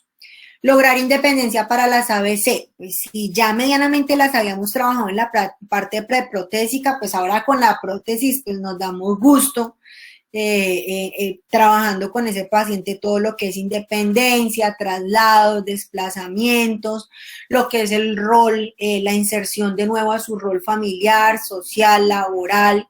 Vuelvo y les digo, no podemos amputar el tratamiento del paciente también, y es que eso le corresponde a ocupacional, y es que eso le corresponde a psicología. La idea es trabajar interdisciplinariamente, ¿sí? Ver qué necesita el terapeuta ocupacional para que ese paciente, que es ama de casa, vuelva y aprenda a lavar la loza, ¿sí? Nosotros tenemos que darle la estabilidad de hombro, de tronco, para que esa mujer vuelva a hacer eso. ¿Cómo hacemos que esa mujer que está en casa vuelva a cargar a sus niños?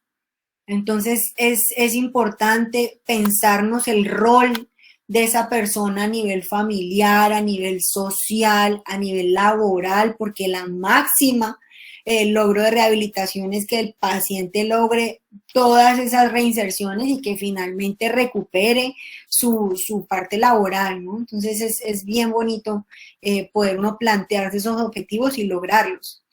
Intervención.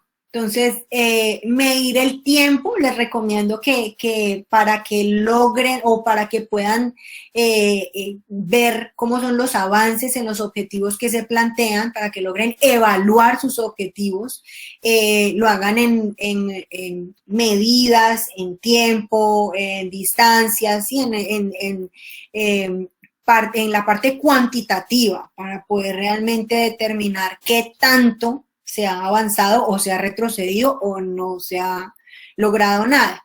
Entonces hay que medir el tiempo que se gasta el paciente poniéndose y quitándose la prótesis desde el día cero. ¿Sí? Desde el primer día que usted le entrega al paciente una prótesis de entrenamiento, usted le cronometra el tiempo. Eso hace parte de los logros del paciente. Ejercicios de fortalecimiento general y de capacidad aeróbica con el peso de la prótesis. Después de que el paciente le entregan esa prótesis, usted en terapia procure que no se la quites, sino para medirle el tiempo de quitar. Sí, al paciente hay que aprovecharle el máximo posible el tiempo de terapia con prótesis. Ejercicios de equilibrio, de entrenamiento postural con prótesis. Las actividades básicas cotidianas con prótesis. Traslados, desplazamientos con prótesis. Ejercicios funcionales y de adaptación para recuperar la capacidad de desempeñar el rol familiar, ¿no? Actividades tan básicas como ir al cine, ¿sí? Que uno dice, ay, bueno, este no va a poder volver al cine hasta que no aprenda a subir y a bajar escaleras. Bueno, hay que trabajarle, ¿sí? Hay que aprender a ponerse esas metas con el paciente y no simplemente, no, espérese porque cómo voy a ir a hacer el oso por allá. No, hay que trabajarle al asunto, hay que trabajar interdisciplinariamente en este tipo de metas que aunque parezcan tan banales, realmente afectan emocionalmente al paciente de tal manera que muchas veces es lo que el paciente quiere, piensa y no lo transmite, ¿sí? Y le dice a uno, no, doctora, con que yo aprenda a ponérmela y a quitármela, yo ya con eso tengo para poder ir al baño y volver a la cama. Y lo que el paciente quiere es volver a salir, ir al parque, ¿sí? O sea, entonces hay que trabajar con ese tipo de objetivos que tiene propiamente el paciente para su rehabilitación. Y de nuevo, la terapia en el espejo, ya igual y con prótesis o sin prótesis, el miembro fantasma, el dolor de miembro fantasma es algo que afecta fuertemente la rehabilitación y que hay que seguirlo trabajando. Y bueno, ya dentro de la parte de protetización están los tipos de prótesis.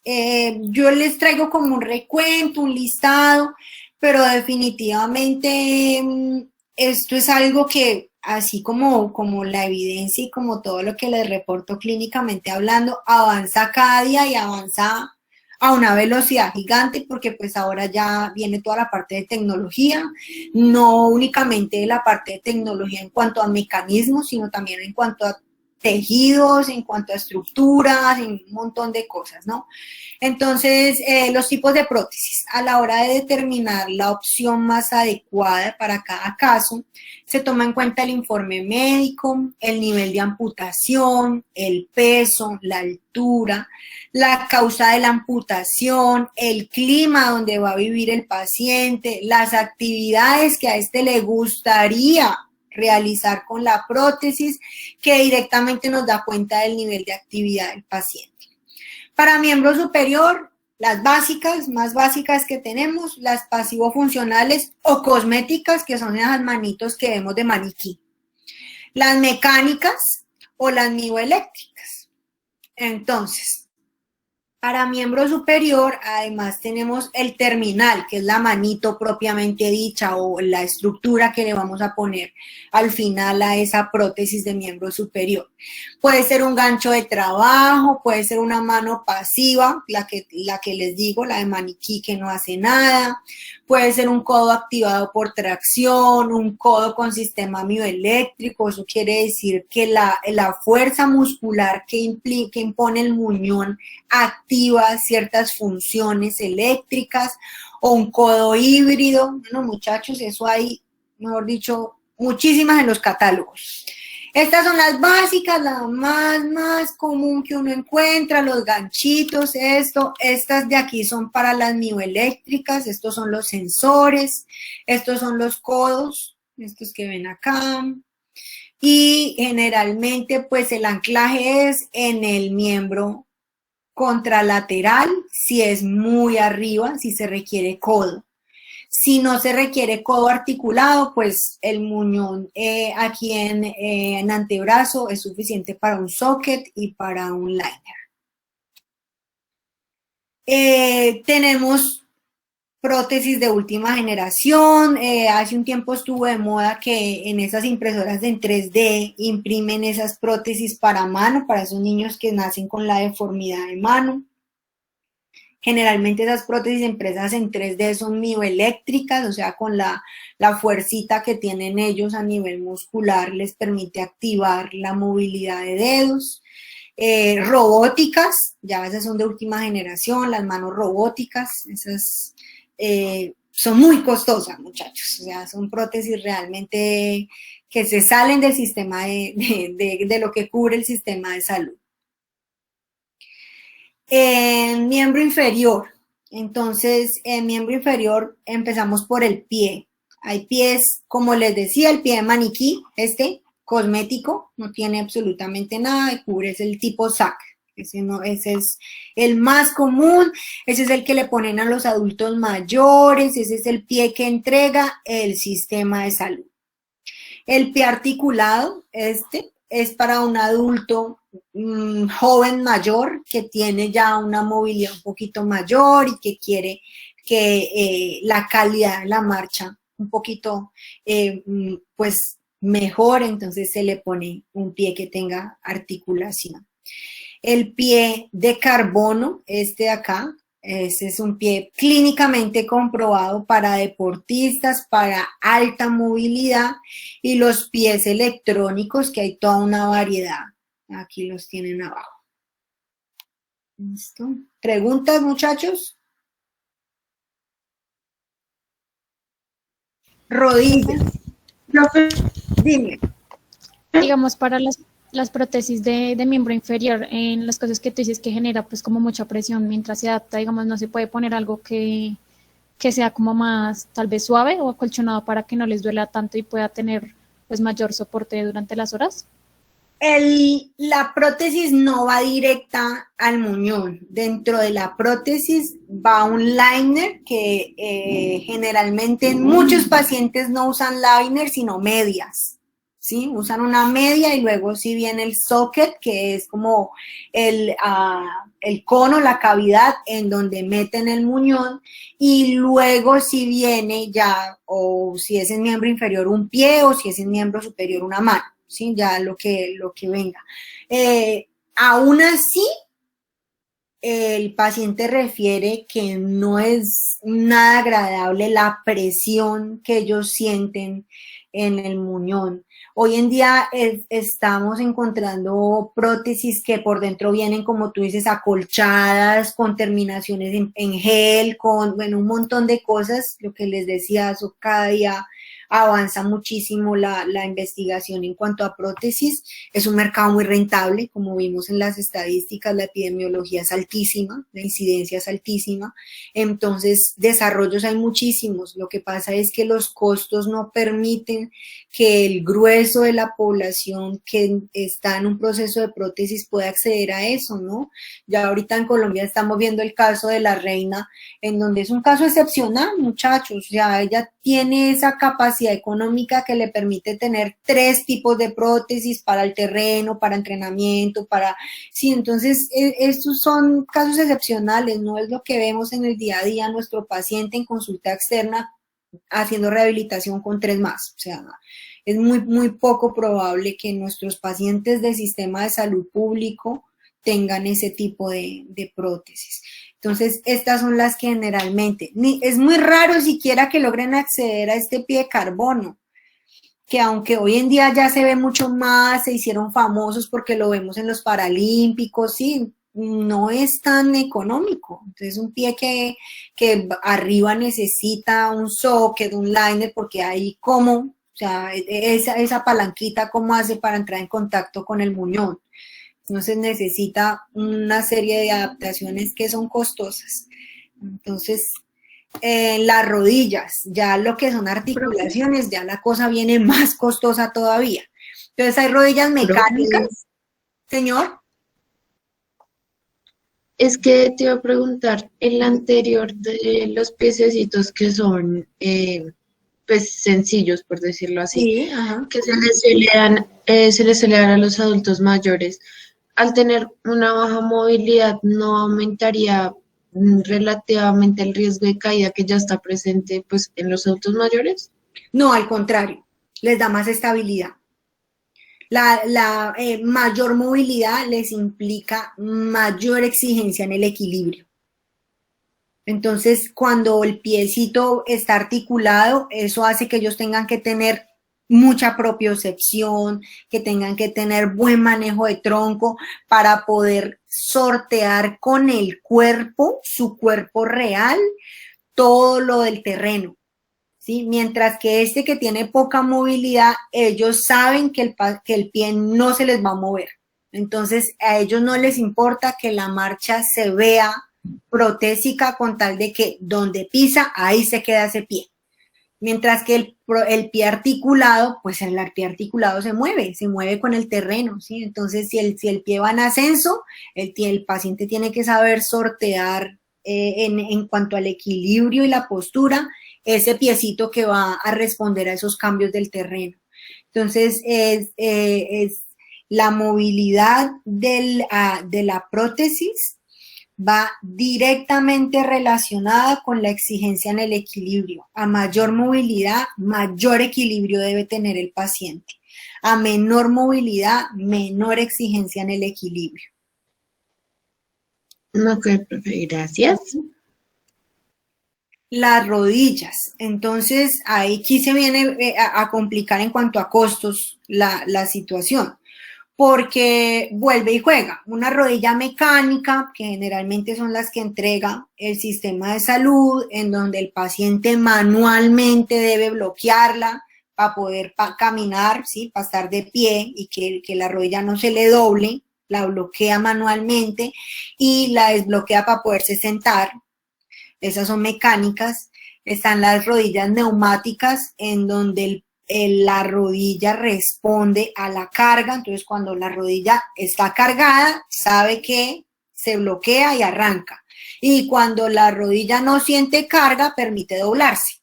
Entonces, lo mismo para frenar, los cambios de velocidades.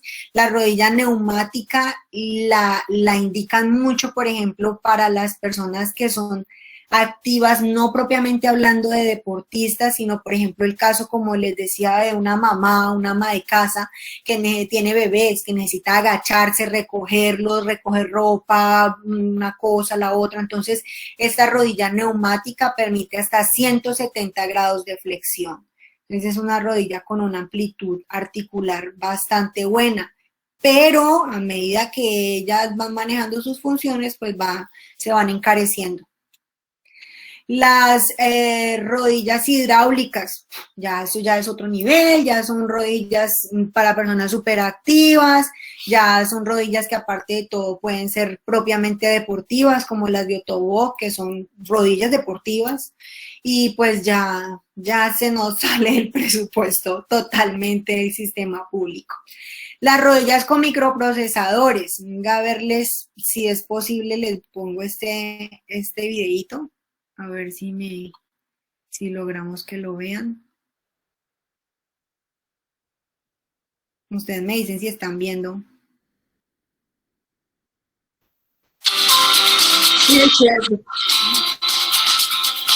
Ik heet Jenneke Veld. Ik ben 57 jaar, bijna 58. Als ik inkopen doe, dan fiets ik hier meestal naar het winkelcentrum. Alles wat ik nodig heb, dat is daar.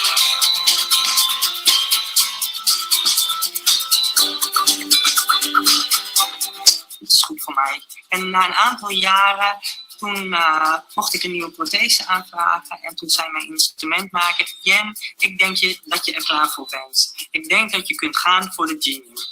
En het was alsof ik mijn rijbewijs gehaald had. Ik was gewend om het te plaatsen en om het onder controle te houden. En eigenlijk was het loslaten van de controle, het vertrouwen dat ik niet daar was. Ik heb denk ik een aantal dagen moeten ontspannen om te denken, het hoeft niet meer, het hoeft niet meer. En in die ontspanning die daardoor kwam, ik denk dat ik heel vaak een traan heb gevoeld. Dat ik dacht, het is alsof je je eigen been weer een stukje terug hebt. Je denkt niet meer na over, kan ik wel gaan waar veel mensen zijn, waar ik moet slenteren, waar ik soms moet draaien om ergens doorheen te komen in het openbaar vervoer, ruimte maken voor de ander. Je hoeft niet meer na te denken en je loopt gewoon. Dus dat is dan zonder nadenken bewegen. Eigenlijk kan ik alles, denk ik. Dat is misschien niet zo voor iemand die naar mij kijkt, maar ik vind dat ik alles kan. Dus dat is een stuk vrijheid wat je creëert.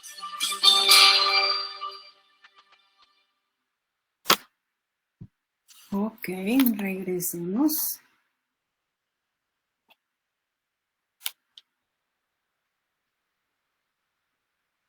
Ok, entonces, esas rodillas con microprocesadores, pues ya vamos al nivel en que las podemos controlar con aplicaciones. A ver, voy a empezar.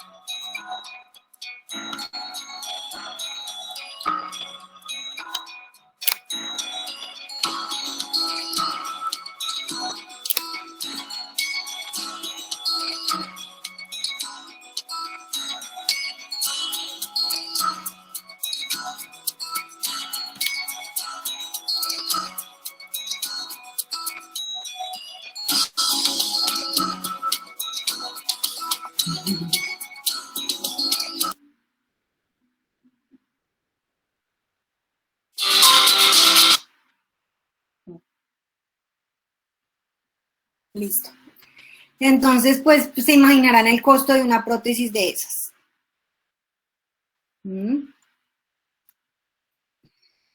Las prótesis de cadera realmente no son tan comunes, muchachos. Generalmente no articulan muchísimo esta articulación, valga la redundancia. Y encontré dos únicamente en el mercado actualmente. Una de ellas las tiene Ottobock y ellos se publicitan como que son los únicos en el mundo que tienen esta articulación. Y pues dicen que les favorecen el patrón de la marcha, que máximo soporta pacientes de 100 kilos, ya es una limitante, y que no solamente funciona para la desarticulación de cadera, sino que hasta para la hemipelvectomía logra suplir las funciones. Entonces también es importante. Pero cuando ya tenemos una amputación a un nivel tan alto, pues se imaginarán los costos del pie, de la rodilla, de la cadera, de todo lo habido y por haber. Y aquí viene lo que nos preguntaba la compañera. ¿Van conmigo?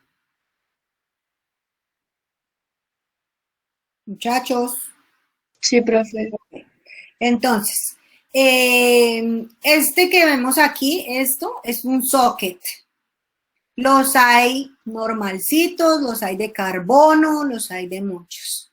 Y esto es un liner, ¿sí? Que es el forrito que se ponen en el muñón antes de ponerlo en el socket. Ese liner muchas veces es lo que habla de qué tipo de socket tenemos y también del sistema de anclaje que tenemos, ¿sí? De encaje que tenemos. Y estos liners vienen sealed como este, vienen con pin como este que vemos acá, vienen sencillos como les decía, vienen de muchos tipos, formas y costos. Estos sistemas de anclaje, por ejemplo, este es Harmony, que es con una bomba de vacío, este de aquí es un Aerolink, y venga, les muestro aquí un ProSeal.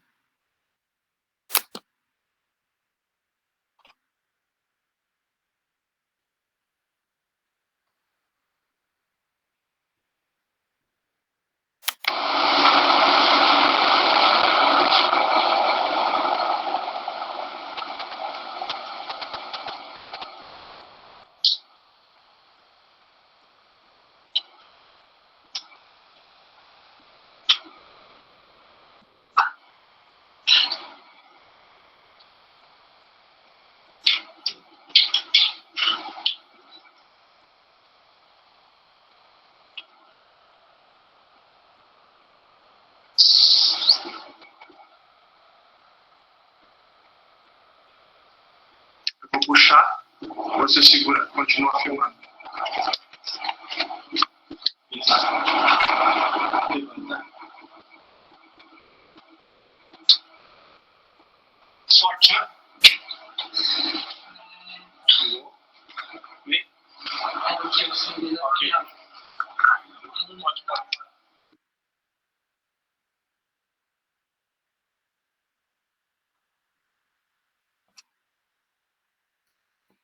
Bueno, entonces, como pueden ver, por ejemplo, este tipo de socket es en fibra, ni siquiera es carbono, ni siquiera es plástico, no es pasta, es una fibra especial y es un anclaje con vacío, ¿sí? Lo que generan es un vacío, sacan porque ahí escuchamos, se le sale el aire y eso hace que se coapte totalmente el muñón con el socket y que a la paciente no se le vaya a caer la prótesis a mitad de la marcha, así que tenga la seguridad de que eso hace parte de ella y de que eso no se le va a salir por nada. Pero vuelve y juega, eso es lo último en tecnología y es carísimo, muchachos. Y finalmente les quiero mostrar lo que es la osteointegración, que es algo que hace en los 50 realmente se dio el desarrollo, pero que ha sido difícil que los pacientes se sometan a esto por la parte estética, por muchas cosas realmente psicológicas, de funcionalidad al paciente, no se le mide mucho. Entonces, ¿qué es la osteointegración? Es cuando las células, esta que vemos aquí es una célula ósea, cuando las células se adhieren a una superficie metálica, esto que vemos es titanio, y se utiliza para el ancoraje o el anclaje permanente de extremidades artificiales mediante un procedimiento quirúrgico en donde se inserta un implante de metal en el hueso que tiene una extremidad que sobresale de la piel, es en titanio y está comprobado que el hueso se adhiere al titanio y la hace parte de él. Eso se llama una osteointegración, las células óseas son naranjas y se adhieren al titanio, que es la textura verde que vemos acá. Las ventajas de la osteointegración, pues que no vamos a necesitar este tipo de sistemas que estábamos viendo de socket, de liner, que el paciente tenga el riesgo que la prótesis se le salga trotando, ese tipo de cosas, pues no, porque es una unión muy estable que permite un rango de movimiento completo de la articulación, que no causa dolor, no tiene herida en la piel, uno ve que sobresale eso de la piel, pero eso no es una herida, eso cicatriza perfectamente, así como el hueso se adhiere al titanio, la piel también logra hacer esa integración. La prótesis está unida directamente al hueso y eso hace que el paciente sienta como si la prótesis fuera parte de sí, todo lo que es percepción y propiocepción pues se ve muy favorecido y se da algo conocido como osteopercepción natural. Si el paciente siente en el hueso propio que esa extremidad le pertenece y eso hace pues que el proceso de rehabilitación sea más benéfico. Pero vuelve y juega, no es apto para todos los pacientes, no, ni metabólicamente hablando, ni quirúrgicamente hablando, hay que preparar mucho al paciente, entonces pues es una alternativa a la que tampoco no muchos tienen la opción. Y así es como se ve, ¿sí? Así es como se ve, que sobresale del hueso y de la piel, del muñón, una parte metálica a la que le integran una prótesis. Profe, una pregunta, ¿en esas, o sea, todo el tiempo se mantiene puesta como tal la prótesis o también se la pueden quitar y poner? Así como tú ves, por ejemplo, aquí en el miembro superior, ellos la atornillan y la desatornillan, por ponerle un término, ¿sí? Ellos la adaptan y la desadaptan. Literal, utilizan herramientas, llaves, la apretan sus sistemas de anclaje y listo. En la noche se la quitan y ya. Le hacen mantenimientos mecánicos porque como puedes ver, por ejemplo, acá esta prótesis tiene aquí una rodilla articulada, un cuello de pie articulado, entonces la desatornillan, la desadaptan y listo. Y él siempre va a tener o ella siempre van a tener esa partecita que sobresale ahí de su piel. Entonces, visualmente es fuerte, ¿no? O sea, verse eso ahí, eso hace también que muchos no, lo mismo que la de Krockenberg, como que les parece fuerte visualmente y no se limiten en funcionalidad versus estética. Claro, no, no, la indicación para poder realizar la intervención es que el paciente no puede tener ningún proceso metabólico tipo diabetes, hipertensión o que tenga alguna condición de piel o de cicatrización, porque no va a permitir obviamente que eso cicatrice adecuadamente. Pero si el paciente luego en la valoración tiene las condiciones ideales, no, eso cicatriza súper bonito y uno simplemente ve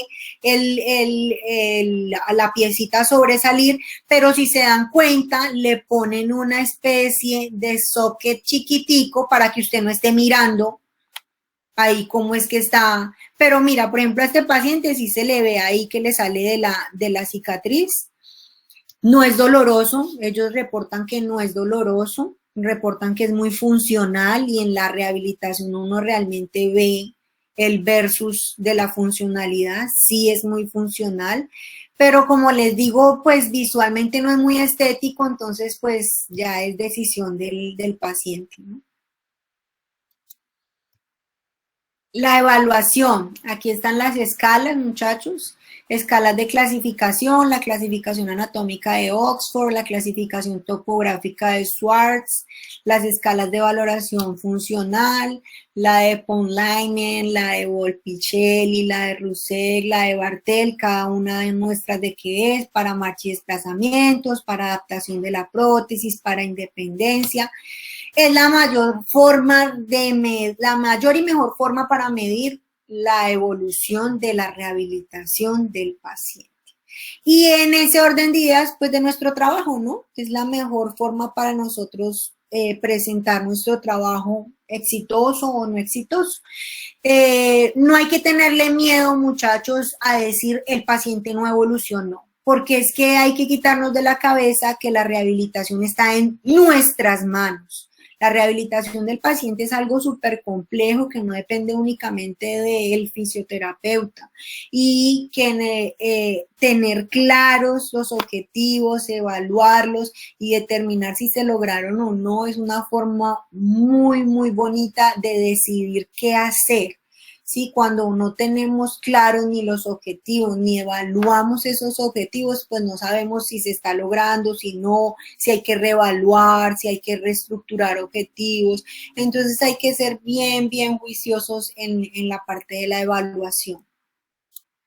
Y pues nada, preguntas finales, muchachos.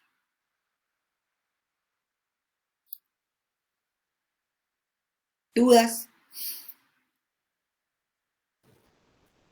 Yo por mi parte no, profe, claro. Ok, bueno muchachos, entonces, conclusiones. Yo por mi parte, lo que puedo concluirles es que la rehabilitación fisioterapéutica del paciente no es una fórmula que va con posología de siéntelo tantas veces, párelo tantas veces, muévalo tantas veces. La rehabilitación es algo que va mucho más allá de esa formulita de decirles qué tipo de ejercicios, cómo, cuándo y dónde hacerlos. Es importante lo que ya les mencioné y durante toda la presentación les insistí, la valoración para poder, como les decía, plantear unos objetivos muy, muy buenos.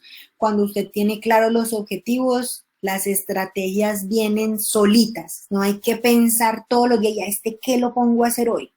¿Sí? Si usted tiene claro el objetivo de ese paciente, usted la creatividad para desarrollar ejercicios en terapia fluye solita. El mismo paciente cuando entiende hacia dónde va, su rehabilitación, se sienta frente al espejo, se para en esas barras paralelas y desarrolla creatividad para hacer ejercicios que le permitan avanzar en su rehabilitación. Entonces, no busquen en la revisión clínica que hacen, ¿qué ejercicios le pongo a hacer a un paciente amputado? Pues porque el ejercicio depende de cuál es su objetivo, ¿sí? No hay que buscar cuál es la estrategia para, porque realmente si el buscador no sabe a usted a qué le está apuntando, no, le va a botar infinidad de cosas, desde ritos y chamanería hasta medicinas y posología, que no es lo de nosotros. Entonces, esa es como mi mayor conclusión, que tienen que tener muy clara la valoración para poder plantear unos muy buenos objetivos y en esa medida poder determinar la intervención de una forma mucho más cómoda y que fluya con lo que ustedes saben, con todo ese cuerpo de conocimiento que están obteniendo y que a la hora de enfrentarse con el paciente muchas veces uno se ve agobiado y dice, ¿qué le hago? O sea, de tanto que hay por hacer, ¿por dónde empiezo? Entonces hay que empezar por el principio, por la valoración. Y listo, muchachos. Esa era toda la presentación para hoy. Esta es la bibliografía y pues es la bibliografía en la que medianamente basé la presentación, pero pues no, en la red hay muchísima bibliografía muy bonita para revisar.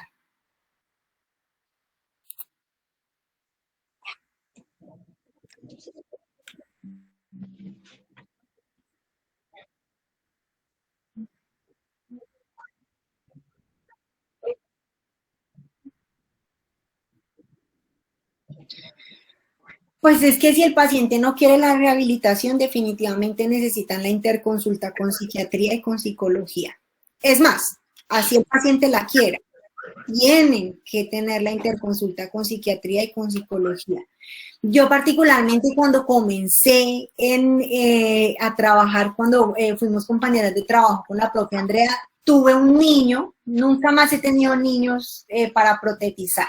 He tenido adulto mayor, he tenido mujeres, hombres, deportistas, pero niños no, ha sido el único niño que he tenido y fue muy bonito porque era un niño con una contractura en flexión, tenía una amputación a nivel medial del muslo derecho, tenía una contractura en flexión de la cadera y fue un niño al que definitivamente fue difícil entrarle, no quería, su mamá obviamente se esforzaba, era un niño muy pequeño, tenía como unos 5 años, logramos ponerle la prótesis, él logró caminar, correr y digamos que con los niños no hay que detenerse. ¿Sí? Con los niños hay que seguirles y hay que jugarlos, hay que jugar con ellos y el juego solito va rehabilitando al niño, ¿sí? Después de que el niño tiene la prótesis, como sea la usa. Él corre, juega balón, ellos suben y bajan escaleras, entonces con el niño realmente no es tan difícil. Importante pues que si lo logramos coger en esa etapa preprotésica, evitar que se hagan esas contracturas en flexión, porque los niños son tan móviles, ellos se mueven tanto que la contractura se da rapidísimo. Y cuando ya llega a nuestras manos, pues la protetización va a ser más difícil si no tenemos un adecuado muñón. Y para el adulto mayor, pues muchachos, el adulto mayor es la familia, ¿no? La familia es un factor determinante porque no, doctora, porque se va a caer, ¿sí? No, doctora, mejor en la silla de ruedas porque de pronto, ¿sí? No, doctora, porque eso es muy caro y él no la sabe usar, yo mejor aprendo a ponérsela y a quitársela. Entonces el adulto mayor hay que trabajarle mucho a la familia, entonces es básico. Y de los adultos jóvenes, la reinserción social y laboral, muchachos, es determinante. O sea, un adulto joven quiere regresar a trabajar rapidito, lo que les decía, una mujer joven quiere aprender a maquillarse, aprender a vestirse, aprender a sus labores del hogar, sus hijos. Entonces, el de recuperar esos roles en el adulto joven es bien importante.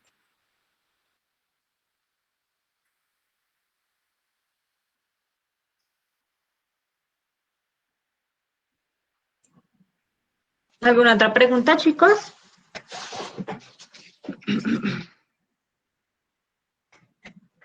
¿Nada? Bueno, creemos que no. Mi Lore, muchísimas gracias por habernos compartido toda esta información. Sabemos el trabajo que implica todo esto y te agradezco infinitamente. ¿Nos compartes finalmente la presentación, mi Lore? Claro que sí. Sí. Listo. Entonces, yo me encargo de hacérsela llegar a los chicos. Chicos, ya se pueden desconectar. Muchas gracias por su asistencia, juiciosos. Nos vemos.